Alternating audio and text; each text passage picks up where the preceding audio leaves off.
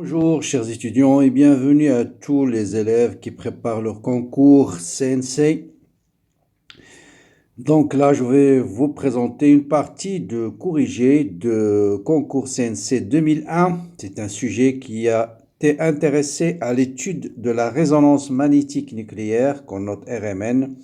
Donc vous allez voir, c'est essentiellement des exercices de magnétostatique et un peu d'électrocinétique.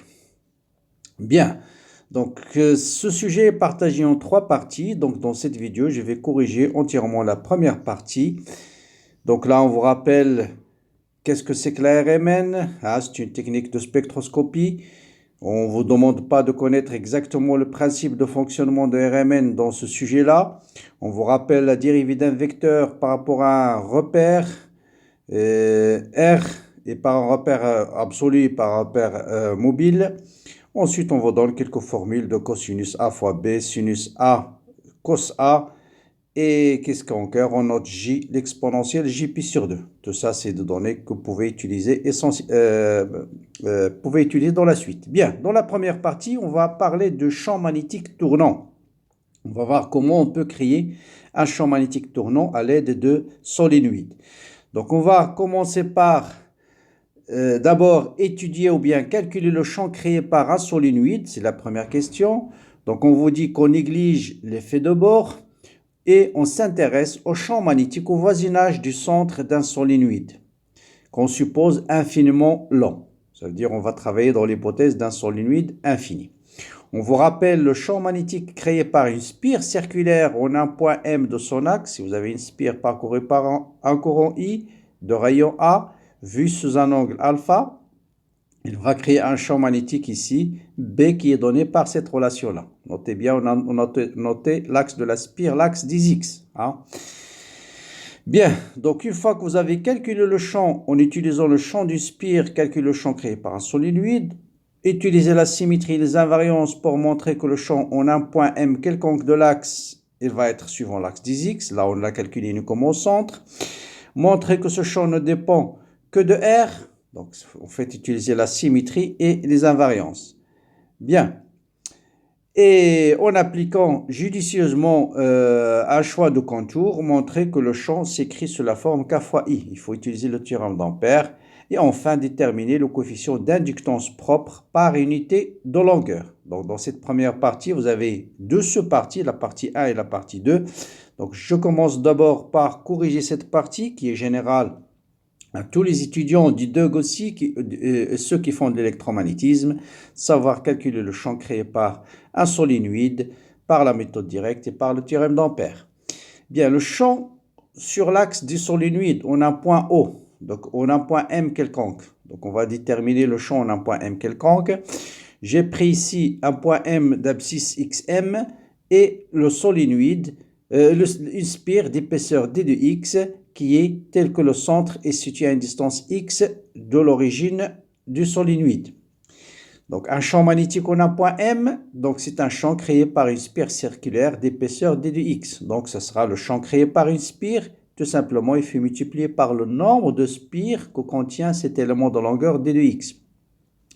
Si on introduit petit n le nombre de spires par unité de longueur, donc ce nombre-là, d de n, ça sera n fois d de x. Donc ça sera n fois d de x multiplié par le champ créé par une seule spire.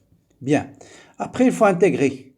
Bien sûr, là, vous voyez qu'il y a deux variables qui sont dépendantes. Si je change la position de la spire ici, vous voyez bien que x va changer et alpha va changer. Donc, il faut tout exprimer en fonction de x ou bien en fonction de alpha. Dans ce cas-là, on va essayer d'exprimer tout en fonction de alpha, c'est le plus simple. Donc, pour exprimer d de x en fonction de d de alpha, on va penser à utiliser la tangente ou bien la cotangente. Vous avez tangente alpha, c'est petit a sur xm moins x, cette distance. O'm est égal à xm moins x. Bien sûr, je ne peux pas faire ici la dérivée, sinon je vais avoir moins d de x sur d de x carré. Donc, je dois utiliser l'inverse de la tangente qui est cotangente, qui est xm moins x sur a. Ensuite, je passe à la différentielle. La différentielle de cotangente, c'est moins d de alpha sur sinus carré. Et la différentielle de ce terme, c'est moins d de x sur a. Donc, je détermine d de x en fonction de d de alpha. Après, il suffit de remplacer dans d de b. Et vous allez voir des simplifications. Sinus carré avec sinus au cube va vous donner sinus alpha. Quelles sont les bornes de alpha? Donc alpha, vous voyez bien que je suis de l'autre côté, alpha va tendre vers 0. Si je suis de l'autre côté, alpha va tendre vers pi. Donc j'intègre entre 0 et pi. Et l'intégrale de sinus alpha vous donne 2. Et donc le champ, ça sera mu0 ni suivant EX. Voilà la première question. Bien. Maintenant, on vous demande de montrer que le champ en un point M quelconque est suivant EX, ça veut dire qu'il faut utiliser la symétrie. Vous voyez bien que tout plan perpendiculaire à l'axe du solénoïde est un plan de symétrie. Donc le champ va être perpendiculaire à ce plan. Donc le champ va être suivant EX. Il ne dépend que de R. Donc là, c'est les invariances. Vous avez invariance par translation, parce que le solénoïde est infini. Vous avez invariance par rotation. Donc le champ ne dépendra que de R suivant EX. Suivant EX. L'axe du solénoïde, il est noté EX. Voilà. Maintenant, calculer le champ par le théorème d'Ampère. Bien sûr, là, il suffit de choisir judicieusement le contour d'intégration gamma. Donc, je commence par montrer que le champ à l'extérieur, il est nul. Donc, je vais choisir un contour gamma à l'extérieur, situé à une distance R1 de l'axe, le premier côté, par exemple A, B, C, D. Et le côté CD situé à une distance R2. Rappelez-vous, le champ ne dépend que de R. Donc la circulation du champ magnétique suivant ce contour, ce sera la circulation suivant AB. Rappelle que B, c'est B suivant EX. Donc la circulation suivant AB va être B à la distance R1, puisque B ne dépend que de R, donc B est constant ici. Donc ce sera B fois cette longueur. Et ici, D de L va être suivant moins D de X, donc va être moins B de R2 ici, moins B de R2 fois L. Est-ce qu'il y a des courants qui traversent ce contour? Bien sûr, il n'y a pas de courant, donc la circulation, elle est nulle. Donc, je montre que B à la position R1 est égal à B à la position R2. Ça veut dire tout simplement que B, c'est une constante à l'extérieur du solénoïde. Comme à l'infini, le champ doit être nul, donc le champ à l'extérieur est égal à 0. Donc, ce contour me permet de montrer que le champ à l'extérieur est nul. Bien. Maintenant, je vais choisir un deuxième contour. Cette fois-ci, une partie se trouve à l'intérieur, une partie se trouve à l'extérieur. Quelle est la circulation suivant ce contour? La même chose A, B, C, D. Donc, ce sera la circulation suivant AB qui va donner B de R fois L. Ici, bien sûr, c'est perpendiculaire, c'est 0. Ici, B perpendiculaire à D de L, c'est 0. Et à l'extérieur, B est 0. Donc, la circulation va se réduire à B de R fois L. Est-ce qu'il y a des courants qui traversent ce contour? Oui, il y a celui-là, celui-là, celui-là, celui-là, celui-là. Et la normale, elle est dans ce sens. Donc, ces contours sont comptés positivement. Combien de courants traversent cette longueur-là? Il suffit d'utiliser la même chose. N, c'est le nombre de spires par unité de longueur. X, c'est le nombre de spires dans longueur L. Donc, X, c'est N fois L. Chaque spire est parcouru par un courant. Donc, le nombre total de courants, c'est NL fois I. Donc ça, c'est égal à la circulation et ça me permet de montrer que B est égal à K fois I avec la constante K, c'est mu0 N. Bien. Question 5, quel est le coefficient d'auto-induction? Donc je rappelle, le coefficient d'auto-induction, c'est le flux, il suffit de calculer le flux envoyé par le circuit à travers lui-même. Et le coefficient de proportionnalité avec le courant, c'est ce qu'on appelle le coefficient d'auto-induction. Donc, je vais calculer le flux envoyé par le solénoïde à travers une seule spire. Donc, j'appelle Φ11, c'est l'intégrale de B scalaire D de S1. J'appelle cette surface S1. Donc, B part par la lettre DS de même sens. Donc, B c'est constant. Donc, ce sera B fois S1. Bien.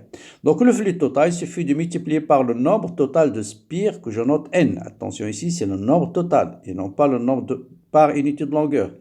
Donc, le flux total, ce sera NB fois S. Après, il suffit de remplacer B par sa valeur. Et donc, vous voyez bien que le coefficient de proportionnalité avec le courant, ce sera L. Donc, L, ce sera mu0 petit n, grand N fois S. Mais on vous dit le coefficient d'auto-induction par unité de longueur. Donc, je dois diviser par la longueur ici. Donc, ce sera, et je rappelle que petit n, c'est grand N sur L. Ça, c'est la longueur du solénoïde. Longueur du solénoïde. Donc, ce sera mu0 n au carré, pi fois a au carré. Donc, voilà pour les questions de la première partie. Bien. Je reviens à la suite. On considère maintenant deux solénoïdes, cette fois-ci de même caractéristiques que c'est l'étudiant A. Chacune des deux solénoïdes possède une résistance électrique R et un coefficient d'inductance propre L. Les deux solénoïdes sont montés de sorte que l'axe du solénoïde S1 coïncide avec l'axe du solénoïde S2. Leurs centres respectifs coïncident avec l'origine O du système d'axe utilisé. Il n'y a aucun contact entre les deux spires. Bon, donc on va prendre maintenant deux spires croisées. Voilà le schéma. Donc voilà la spire solénoïde S1, voilà solénoïde S2. Et en série avec S1, vous avez un condensateur. On va voir le rôle de ce condensateur. On vous dit que la tension délivrée par le générateur est tension sinusoïdale, U racine de 2 cosinus oméga t moins pi sur 4. Dans toute la suite, on se placera dans le cadre de l'approximation des régimes quasi-stationnaires. Ça veut dire on va tenir compte de l'induction, mais pas de la propagation. Autrement dit, on néglige le courant de déplacement. C'est ça ce que ça signifie l'approximation des régimes quasi-stationnaires. Ça veut dire le théorème d'Ampère prend la même forme que dans le cas du régime statique. Déterminer l'expression de la valeur efficace du courant I1, du courant électrique circulant dans le solénoïde S1 ainsi que son déphasage par rapport à U. Déterminer la même chose, valeur efficace de I2 et son déphasage Φ2. Quelles conditions doit vérifier LC pour avoir Φ2 égale à moins Φ1? Pour avoir I1 moins déphasage entre I1 et I2 égale à pi sur 2. Donc c'est des questions d'un peu de notion d'électronique. Dans toute la suite, on va supposer les conditions 1, 2, 3 et 1, 2, 4. C'est-à-dire Φ2, quelles conditions pour que le déphasage I par rapport à I soit égal à pi sur 2 et quelles conditions pour que le déphasage Φ1 F2 soit opposé. 1, 2, 3 et 1, 2, 4 sont remplis simultanément. Donc c'est-à-dire on a les deux en même temps. On a Φ2 égale à moins Φ1 et Φ2 moins Φ1 et le déphasage c'est pi sur 2. Déterminer dans ces conditions I1 et I2, justifier pourquoi les résultats du calcul restent valables dans l'approximation quasi-stationnaire, déterminer le champ résultant B au voisinage de O, toujours dans les conditions sont appliquées, montrer que le champ magnétique a pour module constant, ça veut dire on va montrer que le champ résultant c'est un champ tournant. Ensuite il y a des applications numériques et quelques questions de rôle du condensateur et quelles modifications apportant à la figure 3 pour inverser le sens du champ magnétique. Voilà quelques questions d'électronique. Bien, voilà un générateur. Donc vous savez qu'une bobine, donc là je montre juste le circuit de générateur avec la bobine B1 que j'ai remplacé ici par une seule bobine. On sert avec le condensateur C. Qu'est-ce qu'on nous demande? La tension efficace I1. Bon, il suffit d'utiliser la loi d'Ohm. Vous avez U1, cette tension-là, U1 est égale à la tension en bord de la bobine plus la tension en bord du condensateur. La tension de la bobine, c'est R fois I1 plus L d 2 I1 sur dt. La tension en bord du condensateur, c'est Q sur C. Là, il faut absolument utiliser les notations complexes. Pourquoi? Parce que la dérivée par rapport au temps va se réduire à J oméga et l'intégrale moins J sur oméga. Donc là, vous voyez bien que U1, c'est R fois I, d2I sur d2t, c'est G oméga. Et Q, c'est l'intégrale du courant, c'est moins J sur C oméga fois I1.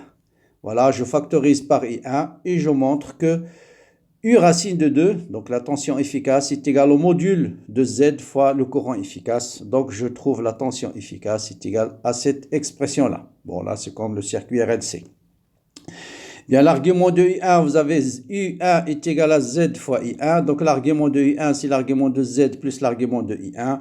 Le déphasage de I1 par rapport à U est égal à phi, est égal à moins argument de Z. Donc tangente phi est égal à moins, vous voyez bien que l'argument de Z, c'est, vous avez Z, je rappelle, un nombre complexe A plus IB. L'argument de Z, c'est égal à B sur A. C'est-à-dire tangente phi est égal à B sur A. Tangente phi est égal à B sur A. Voilà, tangente phi est égale à L oméga moins J oméga sur R avec ce signe moins. Donc voilà l'argument tangente de phi. Bien, valeur de I2, même chose, hein, vous utilisez la loi d'Ohm. Pour la solénoïde S2, il n'y a pas de condensateur, donc vous avez directement U est égal à la tension en bord de la bobine L2. Donc ce sera R I2 plus L D de I2 sur D de T. La même chose, je remplace D sur DT par J oméga et je trouve l'intensité efficace du courant I2, c'est U sur module de Z.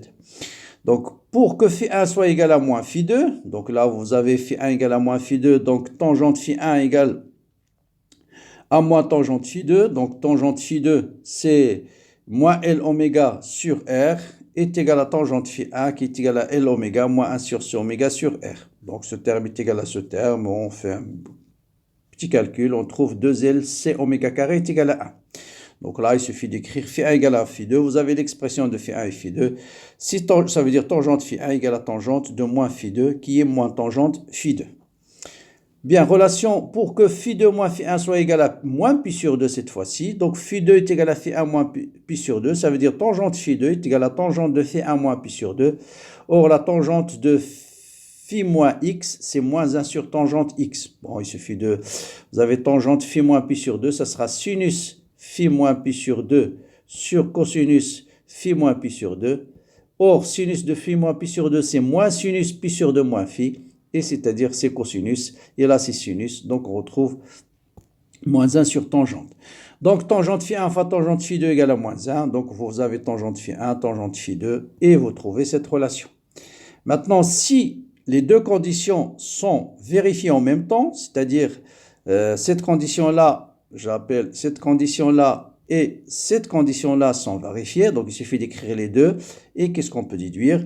Vous voyez bien que I1 est égal à ça, donc si L oméga moins 1 sur C oméga, donc ça c'est I1, ça c'est I2 tout simplement, donc qu'est-ce que je peux déduire à partir de ces deux relations en même temps? Vous avez C est égal à 1 sur 2L oméga carré, donc L oméga carré, carré oméga carré plus moins 1 sur C, ça veut dire moins 1 sur moins 2L oméga carré fois L est égal à moins R au carré. Donc vous voyez que je retrouve que R est égal à L oméga. Donc en combinant les deux relations, on montre que R est égal à L oméga.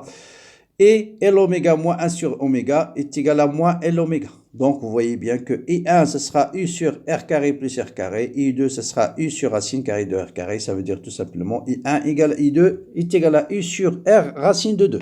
Bon là c'est... peu de maths, il suffit de mélanger les deux relations et déduire une relation entre R, L, oméga et remplacer dans l'expression de 1 et 2. Et on montre que si les deux conditions sont valables en même temps, vous avez les deux intensités sont égales.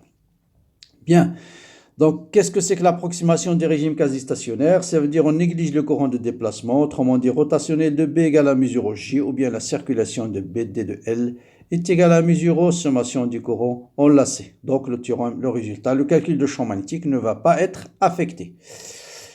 Bien, champ voisinage de O. Maintenant, on prend les deux solénoïdes qui sont croisés.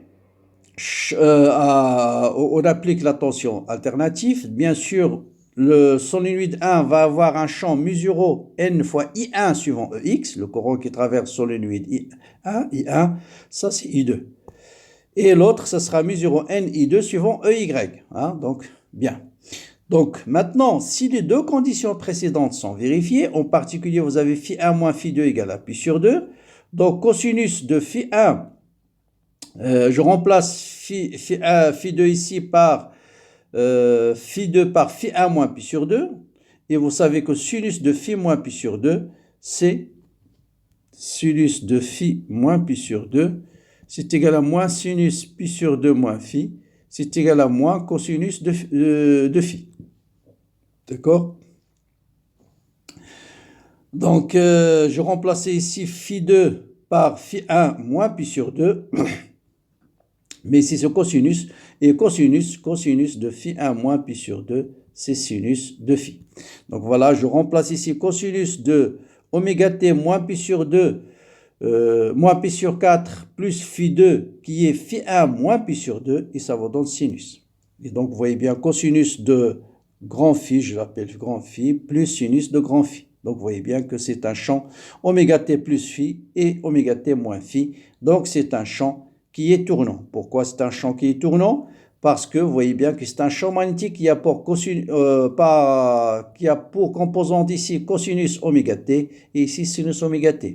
Ça veut dire bx au carré plus by au carré égale à une constante au carré.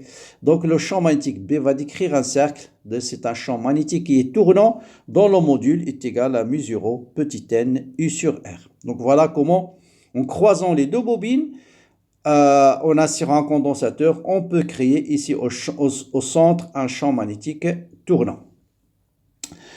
Bon, avec la vitesse angulaire, bien sûr, oméga. Bon, les applications numériques, je vous laisse le soin de les vérifier. Avec des champs magnétiques,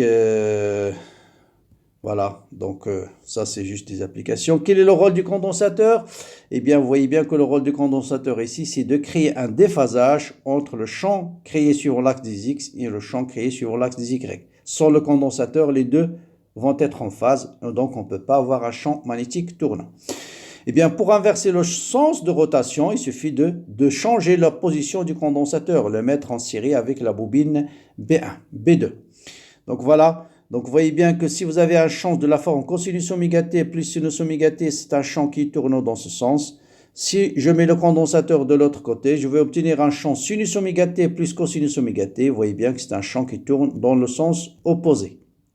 Voilà pour cette première partie qui a pour but essentiellement de voir comment on peut créer un champ magnétique tournant qui est une condition nécessaire pour étudier la résonance magnétique nucléaire. On a besoin de deux champs magnétiques, un champ fixe qui va permettre de créer une aimantation et un champ tournant qui va créer la condition de résonance. Voilà, bon courage, bonne continuation et à très bientôt.